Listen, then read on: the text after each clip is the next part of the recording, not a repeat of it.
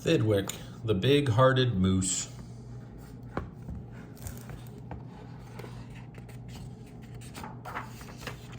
I'm going to do this, see if it's better. Hey, look at that.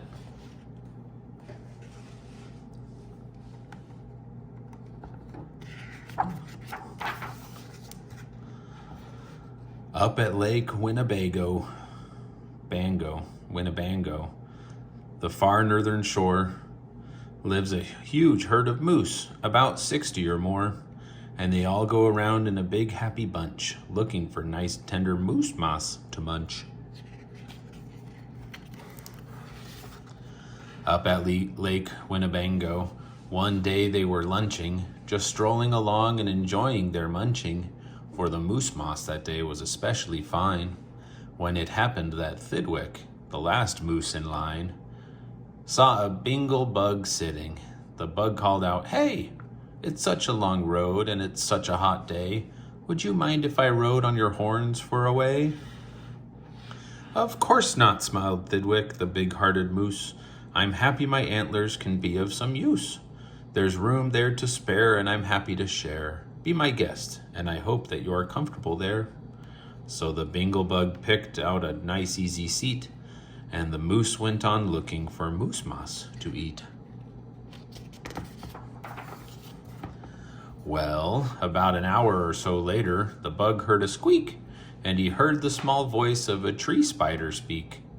"I say," said the spider, "you've got a fine place. That moose seems quite friendly, has such a nice face. If I got on too, do you think he would mind?" "Hop aboard," laughed the bug, "and I think you'll find that the moose won't object. He's the big-hearted kind." "I accept," said the spider with joy and delight, and he started a web on the horn on the right.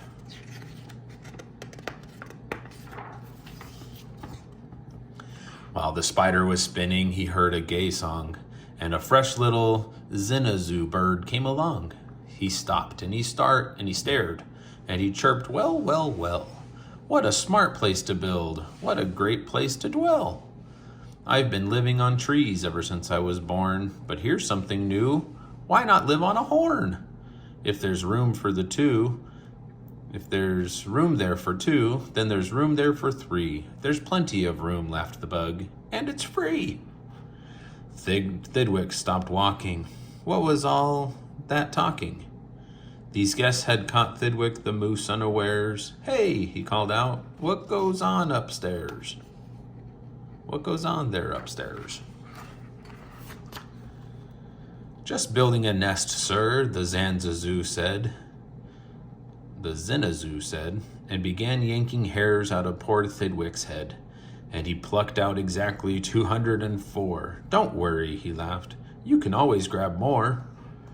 Then he dozed off to sleep in his fine moose hair nest.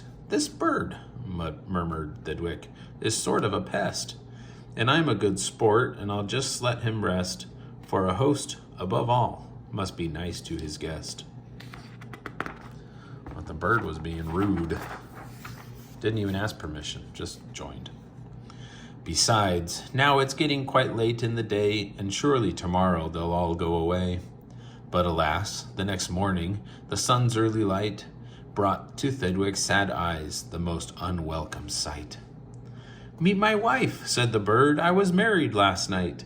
And perhaps, by the way, I should mention to you that her uncle is coming to live with us too. You're a very fine host, so I knew you'd be willing."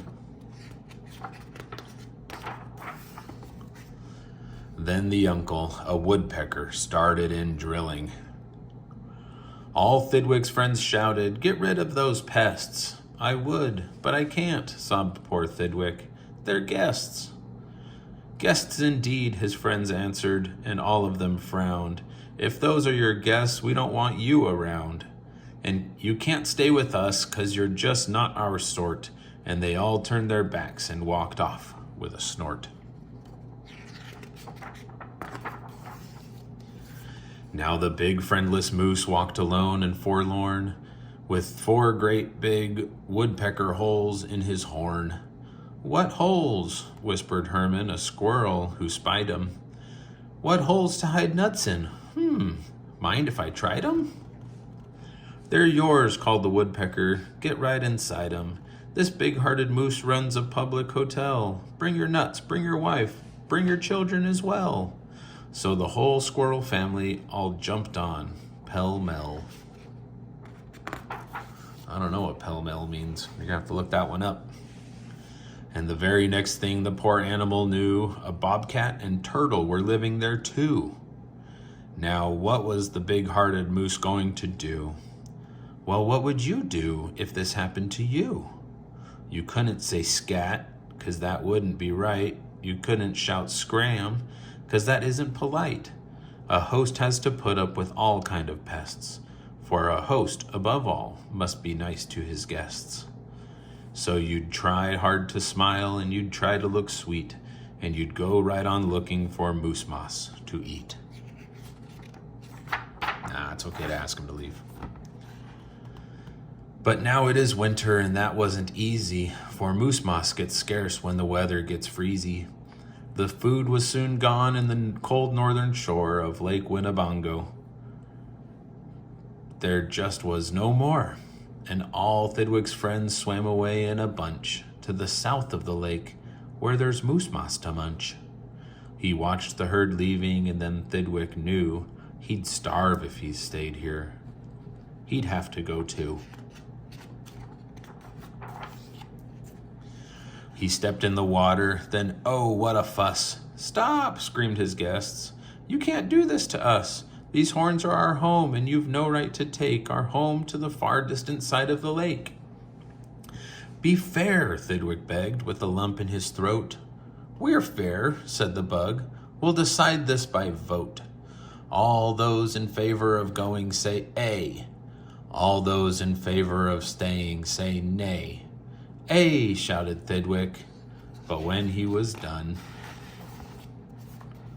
"Nay," they all yelled. He lost 11-1. "We win," screamed the guests, "by a very large score," and poor starving Thidwick climbed back on the shore. Then, do you know what those pests did? They asked in some more. They asked in a fox who jumped in from the trees. They asked in some mice, and they asked in some fleas.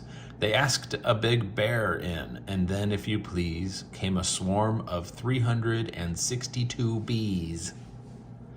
Poor Thidwick sank down with a groan to his knees, and then came something that made his heart freeze. Bullets came zinging right past Thidwick's face. Guns were banging all over the place. Get that moose, Thidwick heard a voice call. "Fire again, and shoot straight, one and all. We must get his head for the Harvard Club wall." Thidwick took to his heels with that load on his head. With 500 pounds on his horns, the moose fled. He could have run faster without all those pests, but a host, above all, must be nice to his guests. Up canyon, off cliff, over wild rocky trail, with bullets bouncing around him like hail. Up gully, through gulch, and down slippery sluice, with his hard-hearted guests, raced the soft-hearted moose. Then finally they had him. Because of those pests, he had run out of luck. Because of those guests on his horns, he was stuck. He gasped, he felt faint, and the whole world grew fuzzy. Thidwick was finished, completely. Or was he? Finished? Not Thidwick, decidedly not. It's true he was in a most terrible spot. But now he remembered a thing he'd forgot, a wonderful something that happens each year to the horns of all moose and the horns of all deer. Today was the day Thidwick happened to know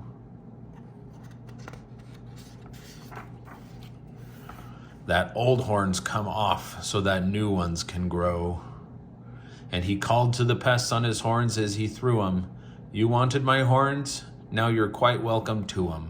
Keep 'em, they're yours. As for me, I shall take myself to the far distant side of the lake."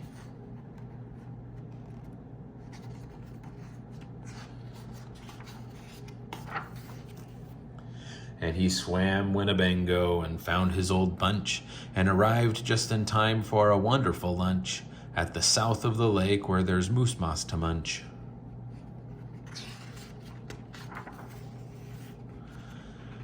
His old horns today are where you knew they would be. His guests are still on them, all stuffed as they should be.